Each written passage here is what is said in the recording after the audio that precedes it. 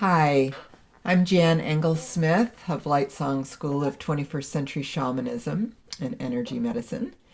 And I have with me today in this interview Sarah Marie Livings. And Sarah Marie has been a student and now is a practitioner. And I'm just so proud of where she is in the world with her practice. She is the name of your company or the name of your practice is Apothic Energy. Did I say that correctly? Apothic Energy. Yeah, Apothic Energy. Okay. And Mhm. I find that Sarah Marie has this really interesting history that has facilitated her in her shamanic practice and her Reiki practice, her reflexology practice, because we bring our history with us, but yet it's what we do with the history that makes us positively influencing our practice. And I think Sarah Marie has done a beautiful job with that. But she was born into a cult, and she was also born carrying really strong innate gifts of being a seer and of the unseen realms. Mhm. And it's been interesting as she speaks of this because she was being told one thing with spiritual insights from the cult community, but yet it was mixed with deceit and greed and fear and power struggles and all of those different things that are contained in those types of messages. And so, Sarah Marie, I'd like you to talk about how you uh, have made this history into helping people find their own truths Mhm. and how to create awareness and blending your shamanism and energy medicine and all the different things that you are now in practice with. So, can you tell us about that? Absolutely.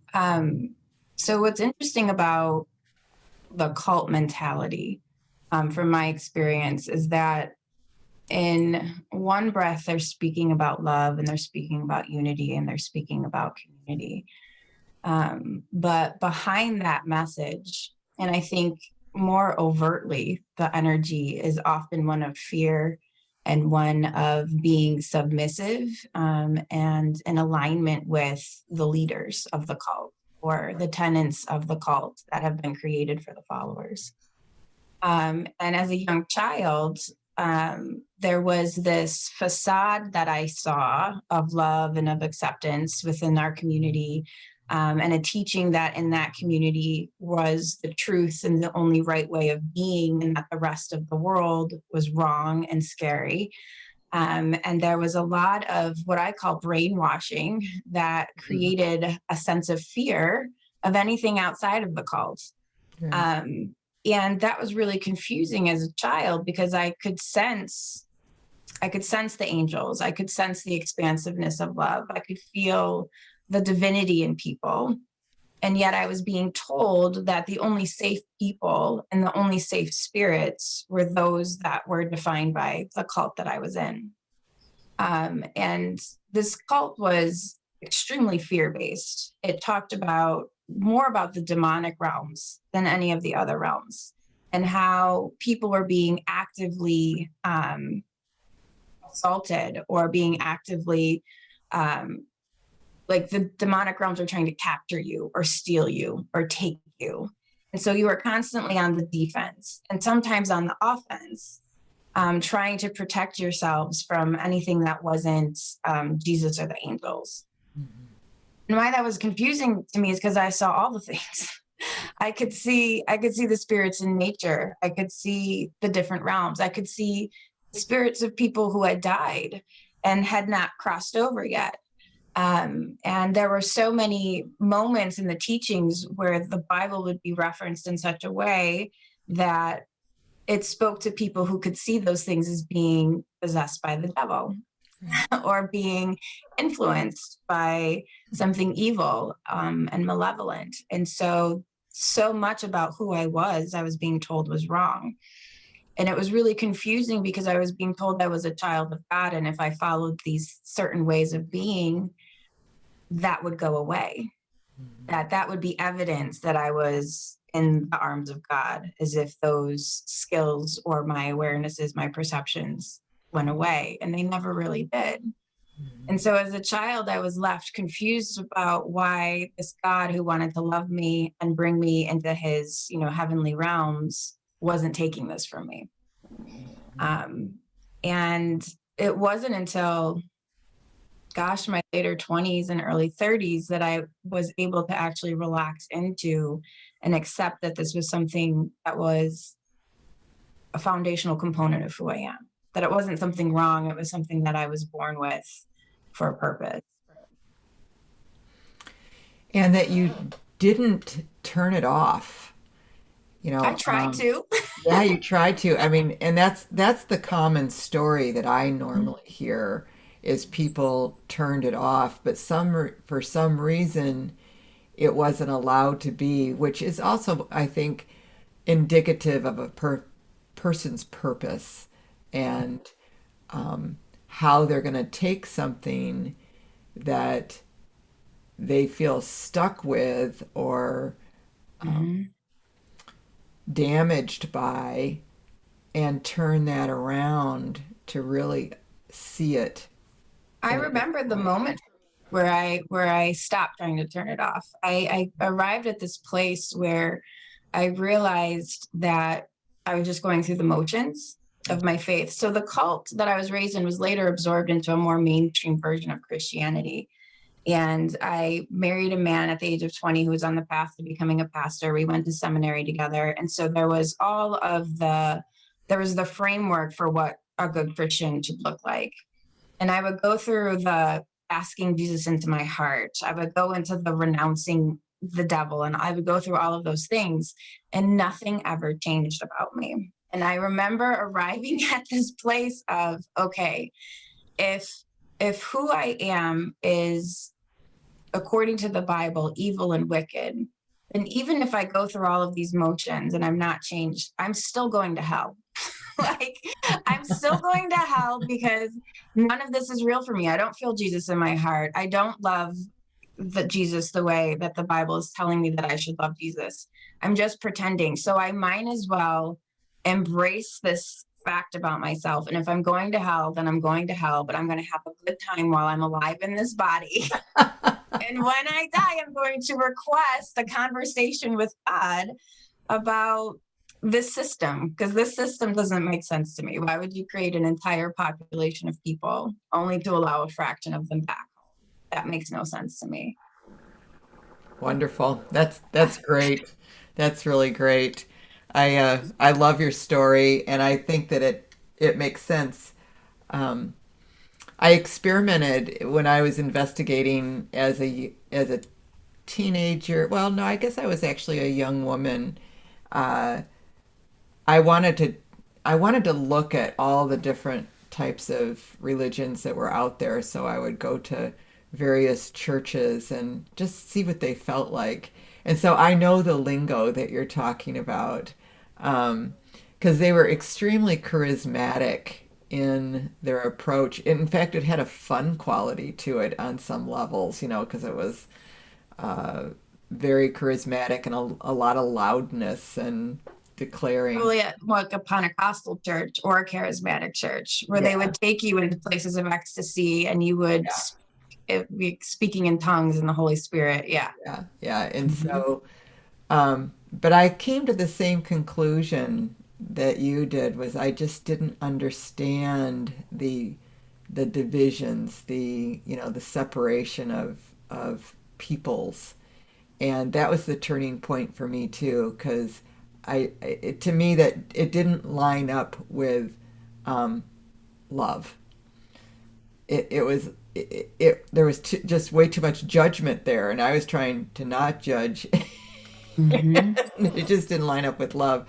So anyway, I again I was experimenting. I was just interested. I've always been very curious about people's faith and what leads them into certain belief systems. And so mine was just a pure curiosity. Mhm. But anyway, to move on to some of the work that you're doing now, um, you have a question here of, are we creating it, waiting for it? Is it coming to us, or are we going to it?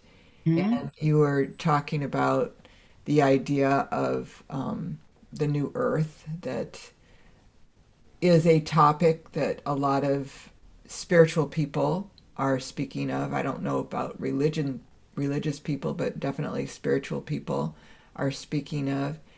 And your take on that. And I'll read that question again. Are we creating it or waiting for it? Is it coming to us or are we going to it? So, do you want to address that, Sarah Marie?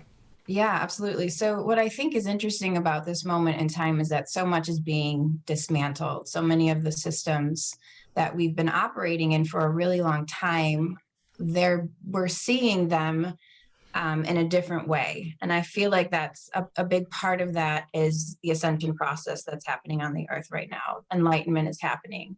We're seeing past the veils. And we're recognizing that so much of how our world operates is flawed. And it's getting to the point where we can't not pay attention to it. And we can no longer subscribe to it. And so we're in this place now of, okay, something is no longer working for us. We see that it's crumbling, it's being dismantled. Now what? And it's the now what place that I think we're kind of in the middle of. There is no going back to the way things were. I think the spiritual communities have been praying for a really long time for this moment to arrive, for the things that we perceive as being more detrimental to the self rather than helpful to the self. We've been asking for a change. And I think even people outside of spiritual communities have kind of had this unconscious crying out for something to be different. All of the social justice communities have recognized for a really long time that the way our world works is not okay. Mm-hmm. And so we've arrived at that place. I don't feel like there's any sense of urgency or even a need to be sitting with anymore. That place of requesting for the ways that the way that our world has been working to end. We're in the ending place.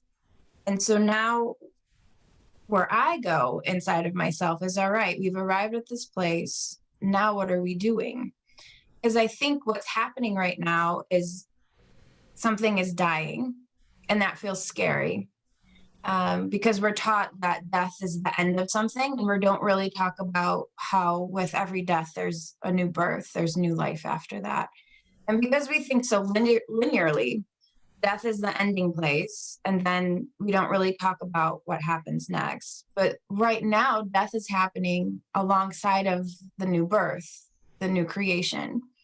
And I think that it's important for people to kind of orient themselves in this place of chaos, or what feels like chaos, so that they can begin thinking about what's coming next. And I think when spiritual communities talk about the new earth, it feels like a location almost, or like a place that we're going to arrive at. And I think because of the way that we've been conditioned, we expect something outside of ourselves to show up and begin speaking to us and showing us what the next steps are. But I don't think that's what this moment's really all about. I think this moment is instead about going inside and figuring out for yourself what feels like the right next step, and then going from there. And how would you equate that then to uh, the earth being a different vibrational energy and how people then need to deal with that?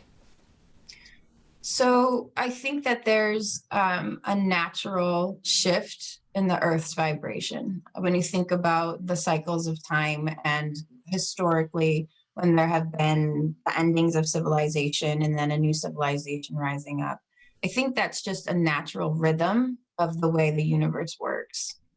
And we're coming to a place now where that energy is moving really fast. There's like a crescendo happening. And that's why the veils are lifting. Like we can't not be influenced by the rising vibrations that are happening right now. And so as the earth and the natural world is going through that process, we're going along with that process. Go ahead. I was just going to say, my understanding of it is that when you're in discord to that, when you're resisting something like that, Mm-hmm. it can it can feel very disruptive Mm-hmm. to you, I wrote physically. Hmm. I actually wrote an article about crisis as transmutation. Hmm. And I mentioned in that article how Indigenous communities have created ceremonies Hmm. that actually create a moment of what feels like physical crisis so that you can access something more spiritual, That's right. because they understood that those places where so much of you is being demanded and pushed to the edge, like pushed to your personal edge, that's where the access point to spiritual knowing is created. It's like a portal Hmm. that's created for you. And I think that those ceremonies that were routinely created for people so that they could be in a continual place of progress is happening worldwide right now. Hmm. I think that we've been knowingly and unknowingly crying out for something to be different, and the universe is responding by creating this moment of crisis for us, so that we're all being pushed to our edges, and we're being forced to operate in a different way. We're being forced to change. So, how do you recommend then that people go about this change? Mm. So going back to my personal story, I think I had a lot of moments of crisis, those moments where my life reached a place of such seeming chaos and such discord that I had to do something different. Hmm. And a lot of times that was me dropping what I've been doing and going to a place that felt right. There was so much of my journey that was navigated by my feelings about, what my desires were, because I would be in this place of looking outside of myself and being like, well, this person seems to have it, or this organization seems to have it. And I would subscribe to that system thinking that that was the answer. Um, and so often there would be pieces of it that made sense, but not all of it. And so I had to come to a place of just sitting with my own energy and using myself as the discerning tool for what felt right for me or what felt wrong for me. And honestly, it wasn't until I came into the LightSong community that I felt like I had any real direction Hmm. or real teachers that could show me how to use myself as that discerning tool with greater effectiveness. And so I'm encouraging people to seek out teachers, to seek out spiritual practices that help them access themselves, because it's not so much going to the divine and asking for it to show you something. It's asking the divine to show you your own divinity, to Hmm. show you what your own wisdom is. Hmm. I think that we've been taught not to access that. We've been taught Oh, to yeah. go outside of ourselves to find the truth. And Yeah. I mean, I know that sounds, it's like, it's very esoteric. It's very like the truth is inside of you. But unless you actually take steps to understand what that is, and go through, some of the techniques that LightSong teaches you and other spiritual practices teach you, unless you actually engage with that, I Hmm. don't know that it'll make sense. I don't Yeah, know it's that not there's an automatic just because you yeah, say, I I want don't to know go that inside. I don't know that there's a cerebral component to it. I don't know that there's a word or a phrase that you can say that will make it click inside of you. You have to actually engage with that energy. Hmm. And learn what that energy is. I mean, there's a very um, basic understanding Mhm. of redefining yourself. You have to redefine yourself, and that's the basic foundational Mhm. thing. I'm also wondering, you're talking about your seeking. What were some of the things that were on your criteria in that seeking that helped you say, "Oh, Light Song is doing this the way that I would like, because I don't know if everybody takes a look at their criteria. They know that they're looking for something, Right. but they're not sure the criteria of what it is that they're seeking. Yeah. So I am hesitant to give the list of things that I went through, because I know that some of the places I went to that were not a match for me are a match for other people. Sure. So I'll say that I sat with different meditation communities. I went into some of the more pagan communities, Hmm. and again, elements made sense to me, Hmm. but there was something missing. Hmm.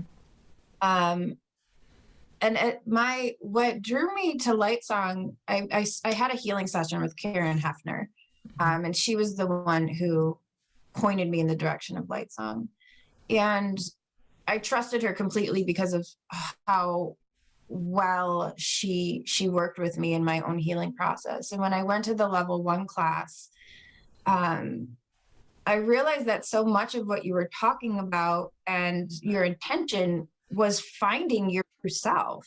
Hmm. And that's what made the most sense to me, was that there's something inside of me that's crying out for me to pay attention to it.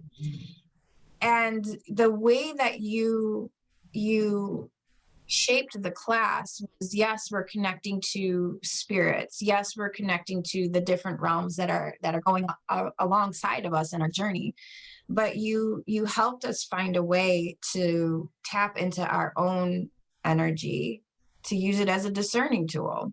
Hmm. You talked so much about feelings. You talked so much about our feelings being cues and holding information, and that being a navigation system. And my entire life, I had been taught that my emotions were wrong, and that my emotions were lying to me. I remember those words coming out of people's mouths. Your emotions are trying to lie to you. And I'm like, how is that possible? Yeah. Yeah. and and one of the first things you teach us is in level 1 is how to read information through all of our senses, Hmm. that our body sensations hold information, and that we should trust that and like ask more about that and sit with those sensations. And I had not really found that anywhere else. Hmm. That's really interesting. I thank you for that feedback. Mm-hmm. Um, yeah, that's we use the term inner authority. That and Mm-hmm. you referenced this earlier, where you said, things, people tended to look for things on the outside of them. We call that outside authority, where they're going to be told what to do and told how to feel and told what's right and what's wrong, instead of finding that inner authority, which I believe is also part of the new earth that you're speaking of, that Mm-hmm. um, that we are in an actual time in evolutionary growth, where we're moving from outside authority into inner authority, and that's part of what this whole thing is that's going on right now. With what you're saying is going inside, the pandemic has created a template for us to do that literally as well as Mm-hmm. figuratively in our own spiritual growth. Yeah. Mm-hmm. And I'm sensing that there's a very literal pause. But then there's this energetic pause and this hesitation, it feels like right now, that we're kind of stuck in, where we're noticing that things are going away. And that inner authority, I think, has room now to come to the surface, because things had to quiet down for a little while. We were allowed to pay attention to ourselves in a different way.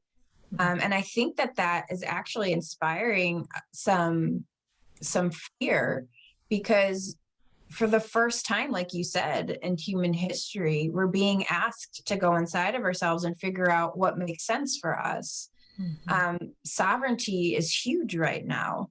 And I don't know if people even know what that means, what it means to be sovereign, Mhm. especially because we're so conditioned to think that we need something outside of ourselves to point us in a direction. And so there's this this almost catching of ourselves, of like, of feeling that sovereignty, of feeling like we actually have power to make a change, but being uncomfortable in it because we've never been here before. And I also believe, and you can kind of talk about this if you'd like, that people get confused with the word inner authority and or empowerment as a way to then inflict overpowering somebody or something else. It's like my first realization of this was when the terminology was about finding your voice. This was several years ago. It was all about finding your voice, opening the throat chakra and all this kind of stuff. And as I was witnessing people speak of this and practice this, I found them, well, they're opening their voice, but they're damaging somebody else. They're just, they're yelling at people. They're just, having this authority kind of thing overpowering someone else in finding their voice. And I realized that that is not what finding your voice is all about. The voice is about love, and Mm-hmm. it's also self-love, and it's not about taking power over somebody else or over something else. And I think that it's an inner thing of love that needs to be spoken. And I And the think same thing with inner authority. It's not about hurting somebody else.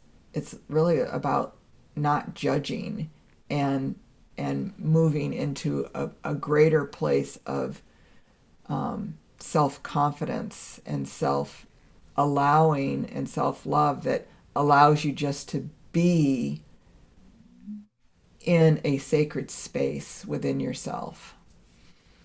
I think what happens when people are coming into their voice or coming into their power is that there is a swing.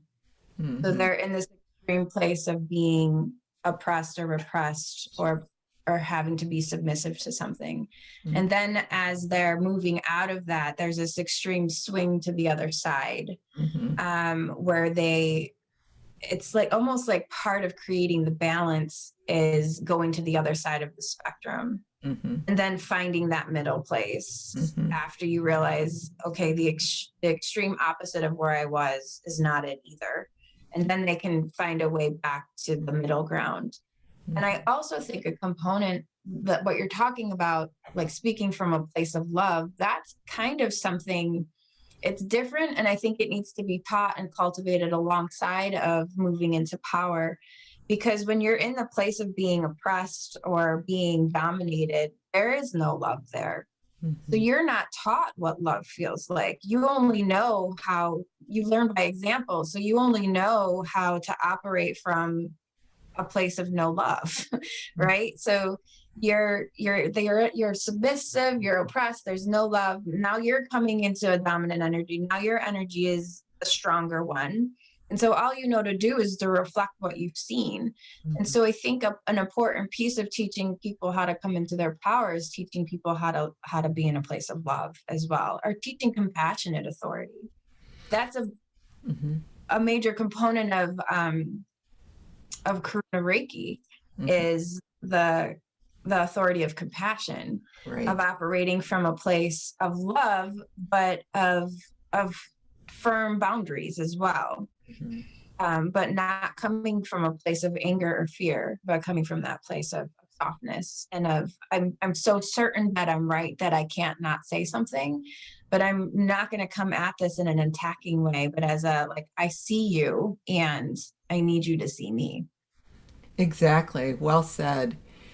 And at Lightsong, as you well know, the way that we teach people about love is by working with benevolent spirits and being able to merge with them. Because finally, I think when you are working with the benevolent realm, you get a sense of what it feels like to be in that kind of presence because we don't have those role models really on the planet, at least not in our culture. Hmm. And we need something to say, what does that feel like you said, because all of our love that we have expressed here is conditional, Hmm. all conditional. And no matter how much you love your kids, there's still a conditional component on it somewhere.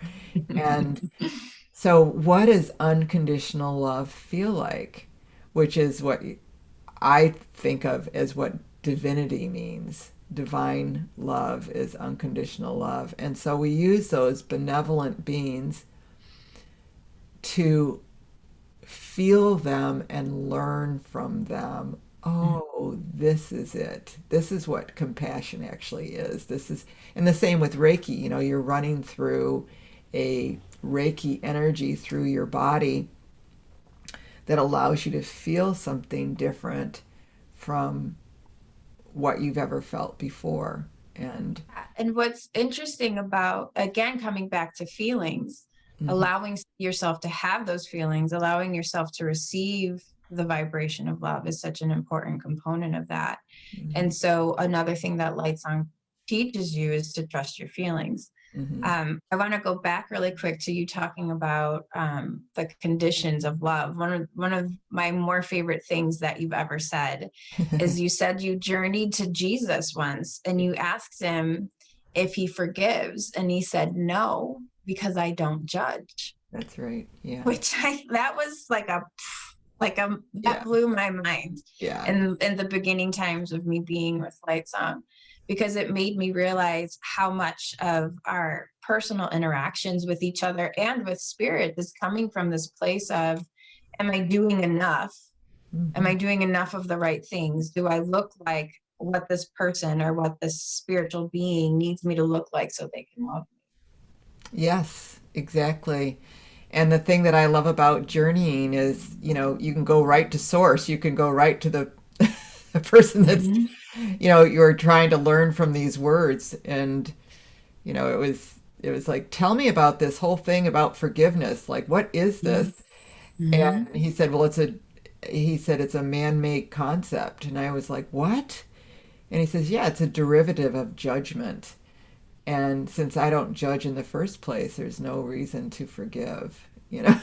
And I was like, I love that whoa. so much.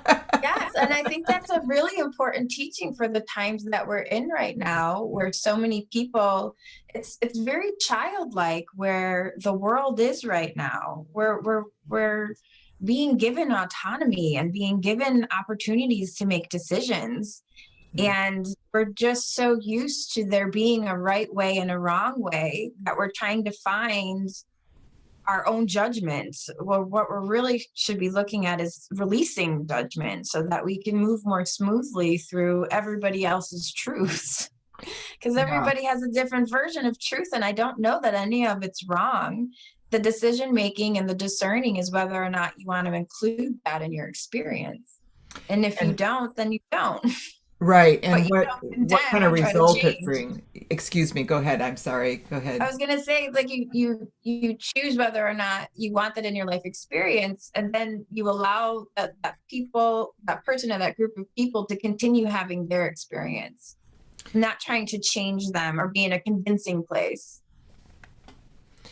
Yeah. And for me, it's all in the results. Like it's how I end up then feeling. We're back to that point. Like if somebody's telling me something that um, I want to entertain, like I said, I was very curious about religions as a young woman, and I was exploring and adventuring into these different things because I was feeling into them as, well, what's the result of this? You Mm-hmm. know, and what I was finding in some of those that you were talking about was that, well, the result is I'm judging other people more, Mm-hmm. Mm-hmm. you know. And so that isn't the person that I wanted to be. That didn't align with who I was or how I look at the world. I don't want to judge other people for being different. And, That's a unique way of being. I yeah. think that we're born into judgment. Even if we're not in a spiritual life, we're taught what right and wrong is. Well, And judgment's a derivative of the left brain, for sure. It's mm, a derivative of the ego. So we're taught that from the very beginning. As our ego is developing, that's accentuated for sure in our culture. And I think most of the world now too, because those right brain cultures are getting fewer and fewer. But I think that it can be also not on the agenda. I think that you can stay in that right brain and in the oneness and have that type of attitude I think also. I think that's the energy that's washing over our planet right now. I think that's why there's such a call to the kind of work that you do and that the LightSong community does, is Hmm. because we're recognizing that that left brain extreme place isn't working anymore. It's literally feels like it's becoming obsolete. Well, Like wouldn't it's that not a be matter of interesting? like it's not a matter of taking like a component.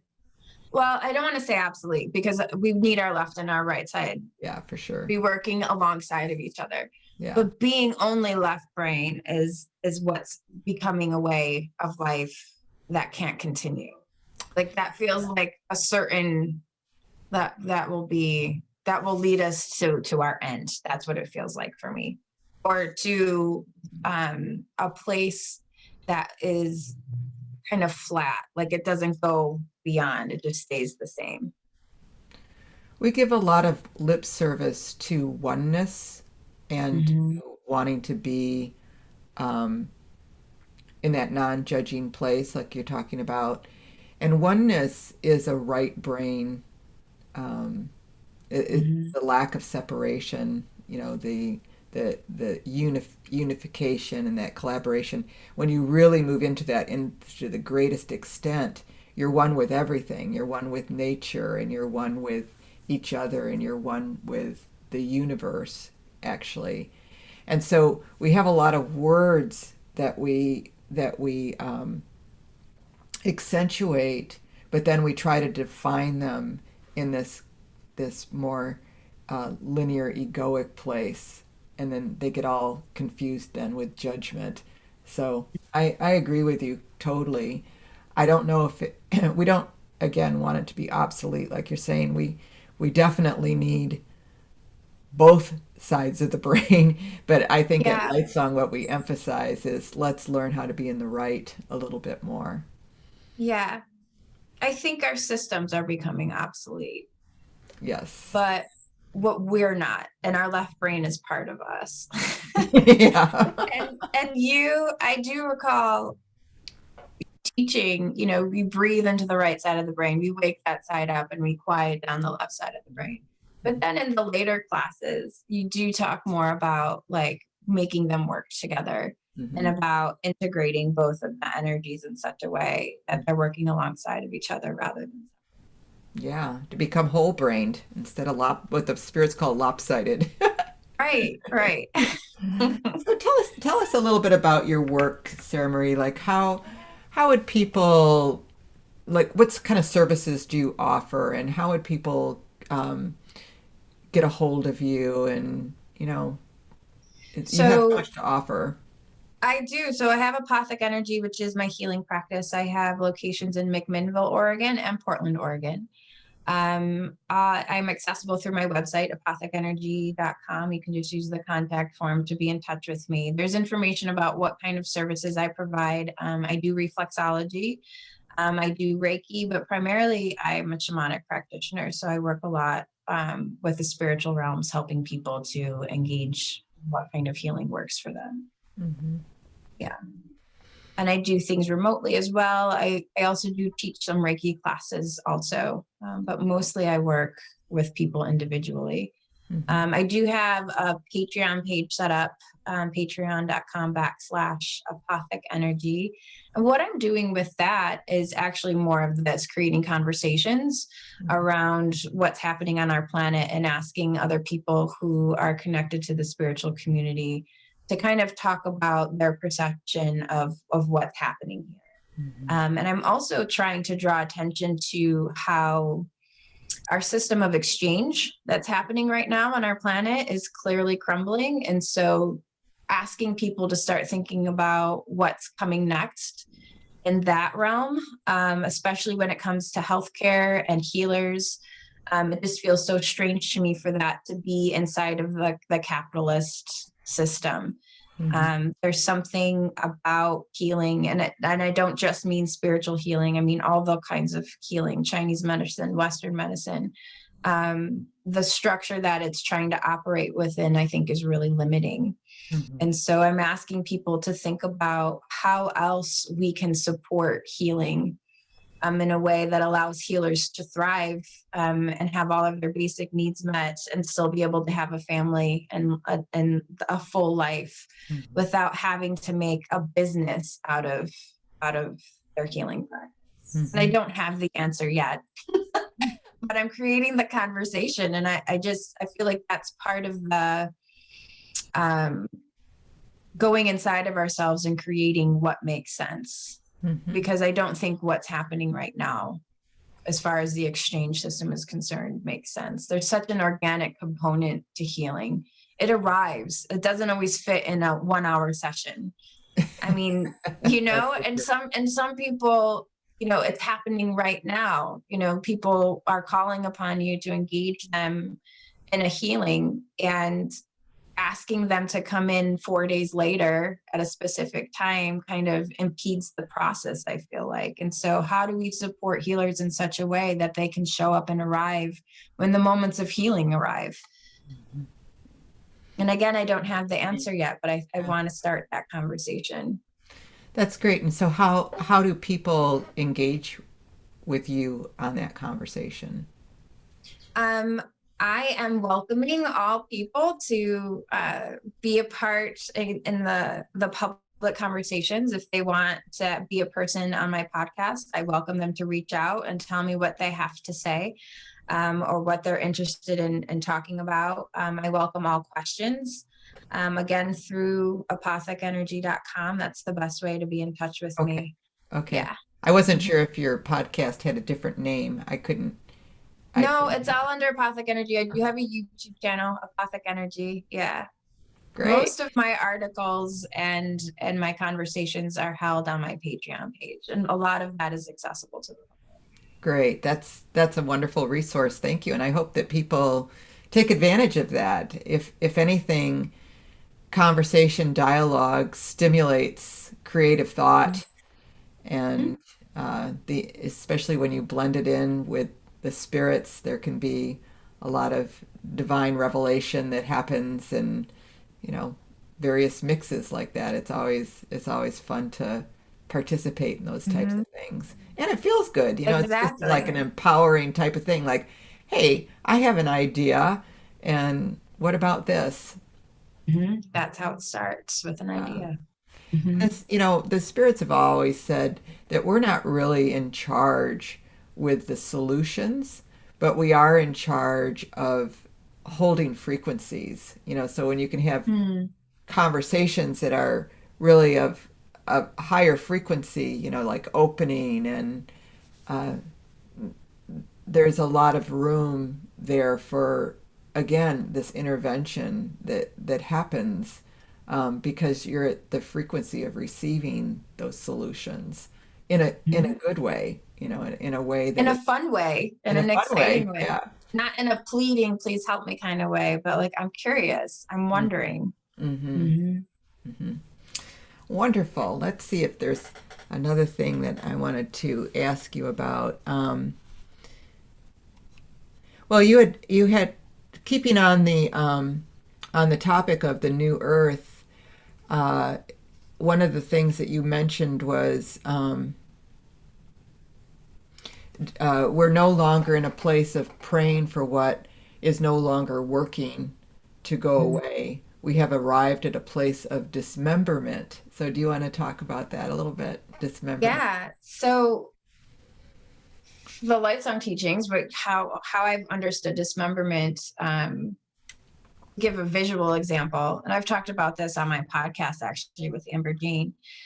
When we go into a spiritual journey and we're asking for something to be different, a lot of times our spirits will go through a process of literally tearing our physical bodies apart. And while it visually looks scary and it feels like we're being killed or like something mean and unkind is happening to us, in truth, it's the greatest gift that they could be giving us, because they're tearing apart the foundation of where our belief systems are held. They're taking away the framework and the structures that hold the energy of a belief in our physical bodies and our spiritual bodies. And when that energy is freed and the framework goes away, then we're in a true place of creation. And I think that that's what's happening on our planet right now, is that the foundation of everything we've believed in is crumbling and going away. Our earth is our world, our systems are being dismembered so that it's almost like a blank slate. And we're going back to the drawing board. And there's these original blueprints that the spirits have shown me that we're going back to. Like, we're not dying as a people. We're like, our humanness is remaining, but the programming, all of the constructs are what are being taken away. But truly, it feels like we're being brought back to infancy in a lot of ways. We're dying, but we're staying in our bodies, but our souls are arriving at this place of a new beginning. But we're grown-ups, we're adults. And so we're going through a learning process that feels like childhood. Like we're moving through infancy, childhood, and adolescence in these grown-up forms, which can feel a little disorienting.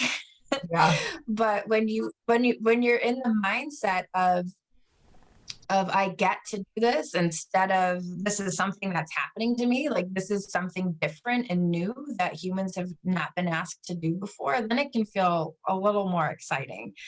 And it requires, as we've spoken about, finding that inner authority and going to that place of understanding who you are, who I am, and who am I in the context of my community. And how do I want to engage my community? I get to decide now. I get to pick. I don't have to follow these 5 options. Choices is I could talk a lot about choice, but we're in a moment of choice. And it's not that we're being given 5 options and being told you're free to make a choice. I feel like that's how it's been. Like you're giving a set of options and said, you're free to make any of these choices, but that's a limited set of choices. True freedom is creating the choices that you choose from, creating the options. And that's where it feels like we are now. And that can feel kind of scary sometimes for people. How do you explain that? Like if they're going, I don't know what to choose, I don't know how to create a choice. What do you recommend for that? So for me and how I work with my clients and my people is you have to cultivate a trusting of yourself, because I think we're born and we're raised to believe that we can't trust ourselves, especially if you're in a more religious community. You're taught to look outside of yourself, to beseech God or beseech the people who the voice of God is speaking through to find out what truth is. And so right now, I think it's demanding us to really settle into ourselves and feel our own feelings and think our own thoughts. And I don't necessarily think it means you have to, start a program or even start like a training or an education. I really think it just means sitting and feeling yourself. What feels right to me? What feels good to me? What doesn't feel good to me? And being comfortable if what doesn't feel good to you is in contradiction to everything you've been taught. It's embracing yourself, embracing the fact that who you are might not be a match for where you have been. And going from there, it grows organically. From my own experience and from observing other people, it starts with being comfortable with who you are being different than who you've been, and who you are not being a match for your current life circumstances. And once you can like accept that and know that and feel that in your body, then everything else comes after that. And it's not even a thinking place. It just happens. That's the magic. That's the magic of what we're talking about. You don't know how it happens. It just does. Hmm. Again, another right brain experience is Mm-hmm. magic. Yeah. Yeah. Well, it's beautiful, Sarah Marie. I hope that people are inspired by what you're talking about and that they contact you and receive Mhm. some of your services. And I do want to give a shout out to Karen Hefner. You mentioned her as the person that led you to us, and Karen is also a teacher for the school and plays a very active role. And it's nice to give honor to these people that have had these major life changing experiences. They've helped facilitate that for you or given you the permission to go through it for yourself. And so Absolutely. yeah, Yes. For that. Mm-hmm. yeah. So thank you very much. And again, if you want to contact Sarah Marie, it's Apothic Energy, and it's www, right? Yep.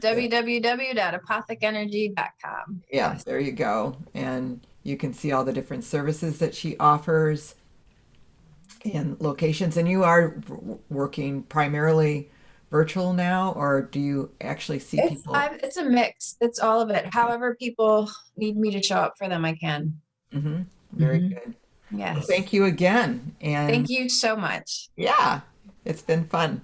Hmm. Bye bye for now. Bye now.